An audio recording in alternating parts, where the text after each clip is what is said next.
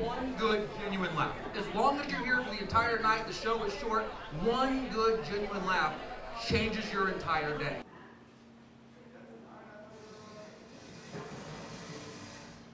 People think like, oh, it's all happy. It's like, it's really not. Like, it's mostly just being miserable, and it's way harder and just more soul-crushing than what people think it is. Like, I think if they say like, oh, it's such a great time, it's like, it is, and it can be, but sometimes it's like, there's parts of it that are not, and it's just terrible. The adrenaline rush of when you're on stage and people like you, you're the life of the party. You're making people laugh, and then you get off stage, and then you're by yourself. It's just like, there is such a big switch from that to that. Even if people afterwards are coming up saying like, hey, good set, it's not the same. Hey, Jesse Tunnel, everybody!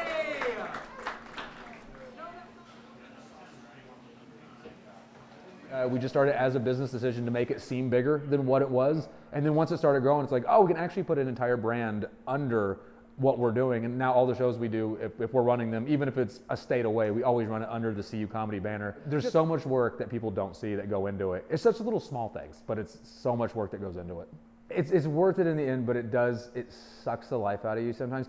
I have a hard time sometimes like writing new material, because what I'll do is like once I get done with the booking the performers and talking to the venues and then like making sure my flyers are done and scheduling performers and making sure, oh, we got all the online ads done. I was like, just lists and lists of stuff like that. And like, all right, time to write new stuff. I'm like, I don't want to be around comedy anymore. Like, I don't want to think about it. I want to do my own thing.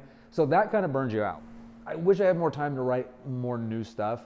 But like once I get on stage, and especially when it starts going well, like I don't even think about that stuff. Like it just gets out of your head, and it never pops back in until I get off stage. Usually a few minutes after I get on stage, like, oh yeah, it's just like I got to do that again. But it's like while you're up there, it's the best release, especially when it's going well.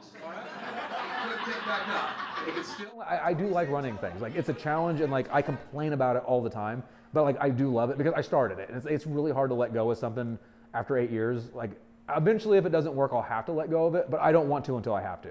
All I ever do is I ran a really successful smaller market. Like I think I might be happy with that. Younger me wouldn't have said that. Younger me was like, no, you got to do everything. But more practical, older me was like, that's not so bad. I can handle that. The woman he was with looked embarrassed, and the mom looked absolutely horrified.